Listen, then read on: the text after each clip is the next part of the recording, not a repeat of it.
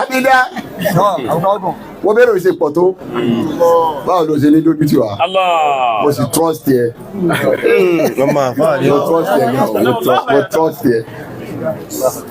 mo trust yẹ gan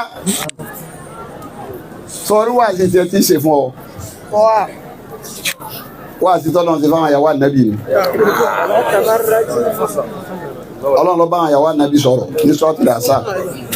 Kulli azwajika. Ó pè wọ́n mo pè wọ́n náà lónìí. In kuntunna turidina al-hayata ad-dunya wa zinataha fata'alayna. Ọlọ́run tó wá pa ayé lẹ̀ bá lẹ̀ ń fẹ́. Ẹ máa bọ̀ wá alayna.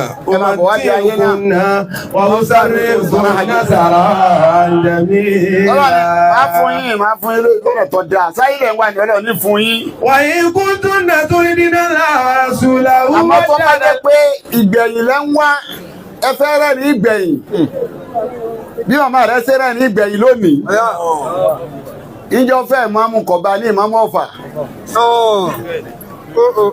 Mú ìdílé lọ́ba ẹ̀májọ́ ń jẹ lúrú. Kọ̀bá ní ìmáàmù Ọ̀fà. Kọ̀bá ní ìmáàmù olówó mílíọ̀nìyà. Ó wá tẹrí bàbá sí Ọlọ́run tó náà mọ̀ pé báyìí lónìí òní. Gbogbo àwọn obìnrin tá a pè lánàá tí wọ́n fi ọ̀sán kọ́ ó ti dàbá mọ̀ lónìí. Ìmáàmù. Àyìnbó tó náà lórí nínú àtúndà wà ní àrẹ̀lẹ̀ àkìrà. Fàyínà láàdàlì mútì náà ti ní kùnà àjíra àti ìmọ̀. Àníyá bí màmá tó bí ọ tó gbàfà fún bàbá ìmáàmù gbádùn màmá rẹ̀ ó ní obìnrin gidi ní obìnrin rẹ̀ obìnrin gidi tó bá ti ń tírèsì Kùránì tó bá máa bọ́lọ̀ ṣe máa lò obìnrin tí ó bá ti gbádùn ó ní bọ́lọ̀ ṣe pè wọ́n ìmọ̀ràn ni ó lò fún obìnrin tí ó bá ti gbádùn tó bá fẹ́ sọ̀rọ̀ ẹni Kùránì ọgbà tó ní dábàá Allahumma salam. Lílẹ̀ dínà kábàrú múra àtànù ìwà múra àtàlùtì. Yorùbá méjèèjì ọ̀gbádùn ìmúra àtàlùtì. Wọ́n múra àtànù. Ọ̀dà pa méjèèjì ọ̀gbádùn ìmúra yóò lò fún wọn. Àmọ́ tó bá dé bí obìnrin tó gbàfà fọ́kọ Ọlọ́run nílò ìmúra. Ìwé obìnrin yìí ó gbàfà fọ́kọ. Ó sì kún ní àǹtà wà tó ojú kàlí jannata. Olúwa Ádámà. Ó sì kún ní àǹtà wà tó ojú kàlí jannata. Àtiwọ́ àtìyàwó rẹ̀ obìnrin tó gbàfà ni. Màmá tó bí ọ gbàfà. Bó ṣe wá gbàfà ni.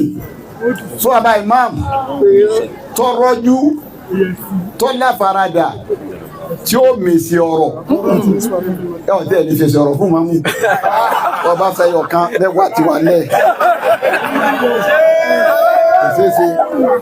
tí ó mèsì ọ̀rọ̀ yẹn ọ wá láfaradà lọ́jọ́ ní orí báyìí sọ́dẹ̀ àkọ́dọ̀ ní kí wọ́n ní ìyá rẹ̀ dẹ̀ ìmáàmù kò lè jòkó tì ní ojú ọ̀ ìmáàmù láti gbọ́ ọdún sẹ́yìn. Yá ní sànàbí. Ọlọ́run wá ń sọ fáwọn ìyàwó ànábì ọlọ́run yín kúntùn. Torí nínú ńlá àwọn rasúlà òun àdára kíra. Ẹ wá wá àtọ́jú ọ̀kan yìí. Fàyínà ńlá àdàlílì mùsí láti bí ń kún ní àjíra ní àzímá.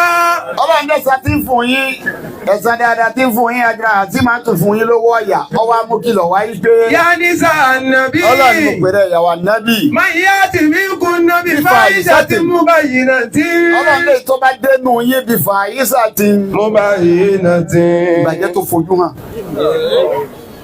Lọ́jọ́ kọ́ Ọlọ́run ó pé obìnrin sí méjì obìnrin ní kíláàsì. Ọlọ́run ló pín wọn o. Àwọn obìnrin kan bẹ tọ́ pé tọ́ ọ bá tọ̀ sí wọn Ọlọ́run ó bọ̀jà. Tọ́ ọ bá fi lè fara ní Ọlọ́run ó bọ̀jà. Bọ́ ọkàn lábùkù lọ́kàn lábùkù. Ọlọ́run júwe wọn àwọn obìnrin kan bẹ àti kò fìyà jẹ Ọlọ́run ní méjì lóbìnrin Ọlọ́run ní ọ̀yá ànábì mo ti kó mẹ́ta ní fàṣọ́lẹ̀ hàtù fọ́ọ̀dì dátù àbísọ́tù lílígẹ́lì bímọ àbísọ́lọ́ qualification mẹ́ta tọ́lọ̀ ń fóbìnrin rẹ̀ nù ó láwọn tá ń pè lóbìnrin rẹ̀ yẹn àsọ̀lẹ̀ ha qanitatun. tọ́lọ̀ ń fi lo sọ́ọ̀lẹ̀ ha tún gbogbo tá ń pè dáadáa ti parí síbẹ̀ lè fẹ́ kò yẹ lè bá wà tẹ́ fi bá wí lọ́dọ̀ rẹ̀ àsọ̀lẹ̀ ha qanitatu. qualitat kí ni jẹ́ bẹ́ẹ̀ obìnrin tí tẹ̀ lọ́kọ tí sákàn ọkọ tí fáyọ̀ ọkọ ẹlẹ́kẹ̀ẹ́ta kọ́ hafizatun lil ghaibi bima hafizallah. obìnrin tí èso sì ná obìnrin rí mi ọlọ́run wa ń tra ìsọ fún ànábì wa Muhammad mayati minkum bifahishatin mubayyinatin. bó o ṣe dì ayé o ti dẹlẹgẹ ambassador gbogbo wa ní o ìwà tóbìnrin mi ò wù tí wọn ò ní kọ́lẹ̀ fún bí wọ́n bá wù tiẹ̀ wọ́n kọ́ fún ọ torí wọ́n gbà pé ọmọ àfààní ọ fi gbọ́ wá sí ọmọ àfààní ọ ti rí tíra ó ti wọ́n máa bí ọ pé kí ló dé tó ti délé yìí dé ọlọ́run lé ìké tó bá dé nu yín iná ìwọ̀n ànábì èké tó bá dé nu yín nígbà ìyàwó ànábì tẹ wá dé pẹ̀lú ìbàjẹ́ tó fojú hàn. yudafu al-'adhabu difayn. ọlọ́run ní ìdọ́bù ya rẹ̀. wa kana dhalika 'ala Allahi yasira. ọlọ́run fẹ́ mi ọlọ́run àmọ́. wa man yaqinuti minkunna lillahi wa rasulihi wa ta'mal salihan. èyí tó bá wá dénú yín pẹ̀lú ìbẹ̀rù ọlọ́run ó dénú yín pẹ̀lú wáre ọlọ́run níbi ṣe dọ́bù yẹni tí ò ṣeré èyí tẹ bá ṣeré nu yín náà bẹ́ẹ̀ ní ìdọ́bù ẹ̀ sáré. kí tó wá sọ kalẹ̀ àsọlé àjọ̀gbọ́n kan tọ́sọ̀ fọmọ ẹjọ́ tí ń lọlé ọkọ òun ní fi rándọ̀ ní fi sílẹ̀ kí là sọlẹ̀ náà mo fi omu dání ọmọ rẹ̀ ń lọlé ọkọ bó ṣe ń lọ lónìí ìmọ̀ bó sì lè sọ̀rọ̀ àwọn tábà máa ń sọ lónìí.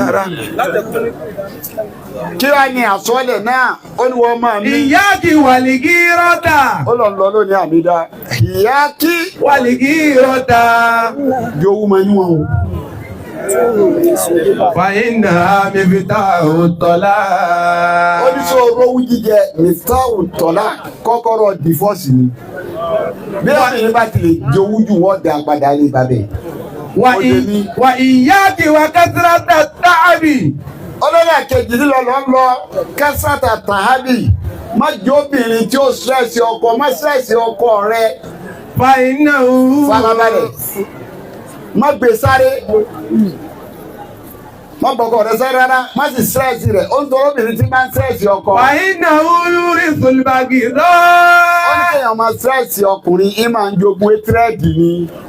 Wà lè kìbìlì kàhálì. Ó wá dọwọ́ rẹ pẹ̀lú neatness.